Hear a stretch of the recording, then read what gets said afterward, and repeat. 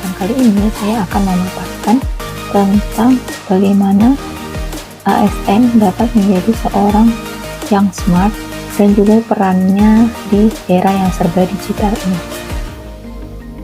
Sebelumnya, saya akan menjelaskan tentang literasi digital. Apa yang dimaksud dengan literasi digital?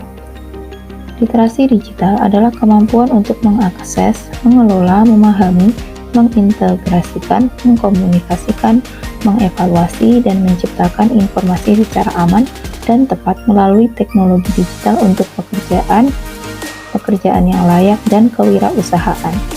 Ini mencakup kompetensi yang secara beragam disebut sebagai literasi komputer, literasi TIK, literasi informasi, dan literasi media. Nah, kompetensi literasi digital menurut Kominfo itu ada 4, yaitu digital skill, digital safety, digital culture, dan digital ethics.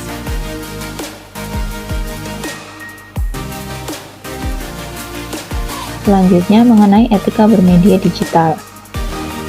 Media digital digunakan oleh siapa saja yang berbeda latar pendidikan dan tingkat kompetensi. Karena itu dibutuhkan panduan etis dan kontrol diri dalam menghadapi jarak perbedaan-perbedaan tersebut dalam menggunakan media digital yang disebut dengan etika digital. Nah, bagaimana etika bermedia digital ini kita terapkan saat menggunakan media digital? Diantaranya adalah sebagai berikut. Ingatlah akan keberadaan orang lain di dunia maya. Lalu, taat kepada standar perilaku online yang sama dengan yang kita jalani dalam kehidupan nyata. Tidak melakukan hal-hal yang dapat merugikan para pengguna internet lainnya.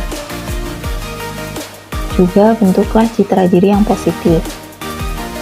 Menghormati privasi orang lain, memberi saran atau komentar yang baik, hormati waktu dan bandwidth orang lain, mengakses hal-hal yang baik dan bersifat tidak dilarang, dan juga tidak melakukan seruan atau ajakan-ajakan yang sifatnya tidak baik. Selanjutnya mengenai budaya bermedia digital. Ada beberapa pengetahuan dasar yang kita gunakan untuk budaya bermedia sosial.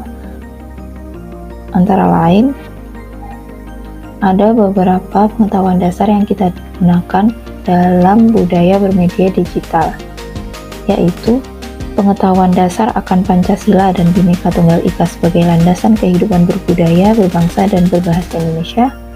Pengetahuan dasar membedakan informasi mana saja yang tidak sejalan dengan nilai Pancasila di mesin telusur, seperti perpecahan, radikalisme, dan lain-lain.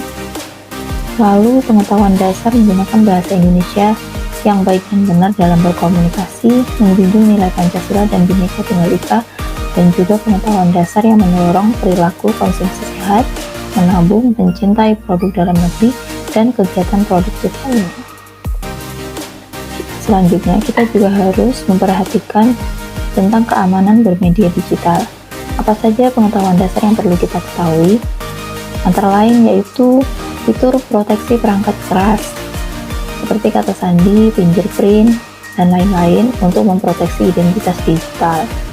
Lalu, pengetahuan dasar dalam mencari informasi dan data yang valid dari sumber yang terverifikasi dan terpercaya.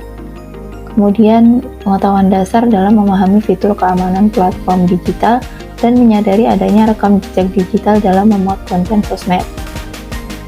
Lalu, ada pengetahuan dasar pelindungan diri atas penipuan atau scam dalam transaksi digital serta protokol keamanan seperti PIN dan kode autentikasi. Nah, dalam kecakapan bermedia digital, ada beberapa hal dasar pula yang harus kita pelajari. Antara lain, pengetahuan dasar menggunakan perangkat keras digital seperti HP atau PC, kemudian pengetahuan dasar tentang mesin telusur, lalu pengetahuan dasar tentang beragam aplikasi chat dan media sosial untuk berkomunikasi dan berinteraksi, mengunduh dan mengganti setting, lalu pengetahuan dasar tentang beragam aplikasi dompet digital dan e-commerce untuk membantu keuangan dan bertransaksi secara digital. Dunia digital saat ini telah menjadi bagian dari keseharian kita. Berbagai fasilitas dan aplikasi yang tersedia pada gawai sering kita gunakan untuk mencari informasi, bahkan solusi dari permasalahan kita sehari-hari. Pola kebiasaan baru untuk belajar dan bekerja dari rumah secara daring ikut membentuk perilaku kita berinternet. Literasi digital menjadi kemampuan wajib yang harus dimiliki oleh masyarakat, apalagi untuk seorang ASN agar menjadi seorang smart ASN untuk saling melindungi hak digital setiap warga negara. Nah, itulah yang saya bahas dalam materi kali ini. Terima kasih. Wassalamualaikum warahmatullahi wabarakatuh.